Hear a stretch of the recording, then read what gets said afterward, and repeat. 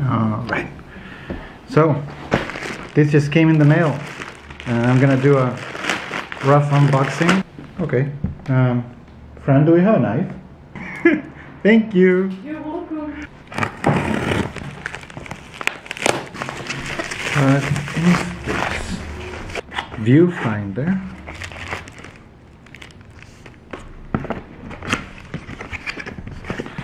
Wow.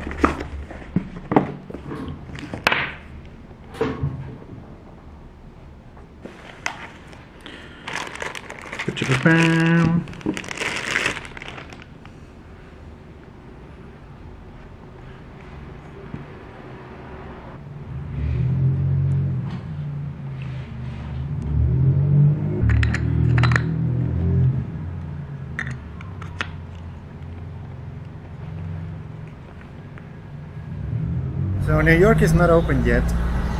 Some things are open, but not everything. But we're slowly going back to some kind of normality. I mean, as normal as wearing the mask in public can be, but we gotta stay safe. Anyway, what is happening is that musicians are starting to gather because they haven't been able to play live for, 3 months. So they're desperate and they really need to play and play together as an ensemble, and especially jazz musicians who more than anything play live. That's their whole thing, to improvise. So what has been happening is a group of musicians are gathering at the park. So I think this is a great opportunity to try the fisheye lens in a setting which is kind of controlled, because they're gonna play in the park, but it's not gonna be in a public area where people can go and gather. It's gonna be in a more secluded area of the park.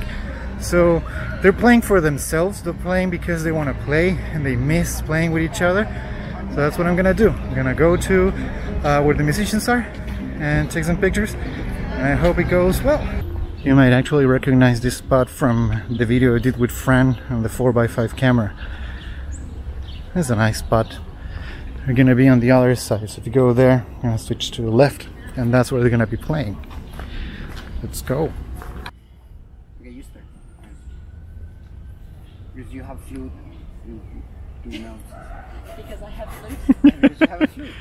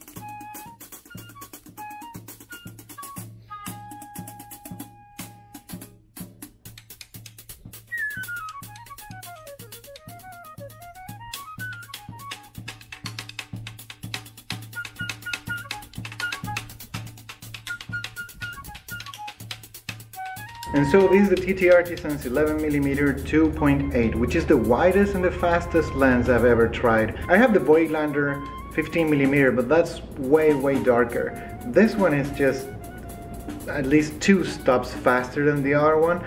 And you know, there's a trade-off, of course. For a lens this wide, in order to be you know, bright and to be 2.8, it gains in size. The lens is massive. You put on your Leica and suddenly your M3 is not a stealth camera anymore. It's a big, massive camera. The viewfinder is quite nice. It actually is super accurate in regards to what the lens will see. I mean, as accurate as you can go, because if you put something over here, you'll not be able to see it. One thing that I realized though is that I am very bad at calculating distances lower than 1 meter. Everything that goes beyond 1 meter or 3 feet is always going to be in focus. But everything that's closer to 1 meter, it's really hard to calculate. And I found that the hard way. I was nearby Rodrigo when he was playing the drums, and I was like, oh, I'm going to focus on the snare drum, or I'm going to focus on this detail. Like he had a mask hanging on one side of the drum, and I was like, I'm gonna see how hard it is to focus just on the mask and leave the rest of the image you know, not in focus. And I couldn't do it. It's really hard to calculate the distances. I just can't do it. I need to practice if I really want to go into this. If you want to use this lens in a fast-paced environment, just leave it an infinity and you take pictures of things that are beyond 1 meter. If you want to be exact, I will highly suggest probably getting a rangefinder, calculating the distances, and then transmitting into the lens. In terms of handling, the lens is quite comfortable. The focusing is super smooth, even though I didn't really much use the focus, because why would you? If things are over 1 meter, you don't need to focus at all. But if you want to, you can do it. Since I was surrounded by people and we're keeping social distance, there was no reason to go like less than 1 meter, except for those close-up shots, which I failed miserably. Something that surprises me is that the lens has this thing for controlling the aperture. So you move it like so in order to close it. So right now it's at 2.8, and now I'm gonna move it to f16. Now the bad thing about having this thing over here, and it happened to me 2 times, is that this side is close-up, and you want to go to infinity, you move it like this. But if you move it like this, there's a chance you might also touch this thing. It's hard to explain, but this is how it looks. I grab it like this, and then I focus, and if I'm not careful, I need to focus like this. But if I focus like this, I'll be closing the lens and focusing at the same time. Right now I left it at f5.6. I can't say it's gonna happen in every shot, and besides, I don't think you'll be focusing things that are much closer than 1 meter or 3 feet. But if you are, just be aware. Like don't grab it like this. Grab it from the top, like close to the end of the lens, and focus like this instead of the base of the lens. Because if you move it from the base, you'll be changing the aperture. I can see how this lens will be handy if you're shooting, for example, skateboarding, or action, or you're shooting sports up close, or weddings. For weddings, these kinds of lenses are great. I remember when I used to shoot weddings, I had a 14mm, and I used that on the wedding. So when I went into the church, or when I had a second camera, I was taking the pictures of, for example, the bride and the groom entering the church, you know, and I was like going back and have like a nice enter to the church in a nice perspective, wide perspective, and all the guests smiling and, you know, waving, and the bride and the groom, or leaving the church or whatever. That's one thing that these kinds of lenses are good for. They're very specialized tools. This lens was sent to me by the guys at TTartisan, so I didn't buy it. That's the reason why I just shot this session and I'm talking to you about it. I don't think this lens actually fits my style of shooting at the moment. Because I already have other lenses that do more or less the same thing. I have the Voigtlander 15mm. I have a Lomo LCA wide, which is also like a 14 or 12mm supposedly. If you shoot Leica, the options for super wide angles are limited. If you don't want to go into Voigtlander, which are smaller and darker lenses, if you really need some light and you're shooting your Leica, this will be a good option. As I said, when I used to shoot weddings, I used to shoot them with a DSLR, but if I would be shooting weddings with a Leica now, I'll probably have this lens. It's a creative lens, but it's not a lens that would give what I consider like extremely pleasurable images. Like if you're going to a hardcore venue and you're shooting like, you know, some punk rock concerts and you want to like grab those images, this lens might be good for that. but I'm not doing that. I'm mostly shooting straight. So try to see if your shooting style or the subjects that you shoot will fit a wide angle, like a fisheye lens. If that is the case, I can highly recommend this lens. I really like it, actually. It's fun. It's a fun lens. I don't think I'll use it much. I will probably use other lenses like a 50mm or a 75mm or a 28mm. 11 is a little bit too wide for me, but I can see the appeal, and I can easily see this being used in some kind of commercial work, or if you need to have some kind of super wide perspective on something, or architecture, even though it will distort the borders, but you can correct that in Photoshop or in Lightroom. You can correct the perspective and make it look more, you know, straight lines and stuff. If you do that, the corners of the image look weird, so you probably have to crop, but at the same time you have a lens that serves more than one purpose. You know, it can be a super wide angle, but if you use it in straight, it can become like just a wide lens, and it's still a 2.8, so that's amazing. I think that's the biggest selling factor of this lens. Like, it's a 2.8. I think what TTartisans or 7artisans are bringing to the rangefinder ballpark are extremely interesting. A few years ago, when I started shooting this Leica, I only had basically one option for super wide angle. It's the Heliar, the Voigtlander. Now there are more lenses being offered, and I think that's good. Like, it's nice to have more options. It's nice to be able to say, you know, I want to have a super wide angle lens, I want to have an 11mm, and I want it to be 2.8, and there is one lens for you. I think that's amazing. Just the fact that this exists is amazing for me. So yeah, it's a heavy lens. It's not something that will fit in your pocket. It's not something I will bring in for vacations, but it's something I will bring for assignments, or in case I want to have some kind of crazy photo session. It could work. I'll probably, once the whole situation, the world situation we're currently in, shifts and ends and we're all safer, I'll probably bring this to some kind of massive gathering or a street where a lot of people are crossing the street and whatnot, and take some pictures. So yeah, I think it shines with massive gatherings of people, but right now I'm not really looking forward to that, so I'm not gonna do that. So I hope you enjoyed this episode. I hope you enjoyed the pictures. Yeah, I'm gonna leave the links in the description for TTartisans because they sent me this lens, so the least I can do is just give you the link to their website so you can visit it in case you really want this lens. You can go and get it from there. It's your choice. I don't make any money out of that, so just do your thing. I don't mind. I'm just sharing the links because they were kind enough to send this my way, so that's what I'm gonna do. And I think that's all I have to say. If you want to know more about the lens, you can ask down below, or you can check the specs in the page from the manufacturer. And yeah, I like it. It's a fun lens. I don't know how much use I will get out of it, but if I will really need a wide angle lens, this will probably be my option. Okay, I'm just talking too much. Thank you so much for being here. Thank you for your support. If you want to support me on Patreon, I'm gonna leave a link in the description so you can go and support this channel and help me, you know, buy film and buy the chemicals and develop and try new things and whatnot. So in the meantime, take care, use masks, keep your social distance, and yeah, I'll see you super soon. Take care, love you, bloop, bye.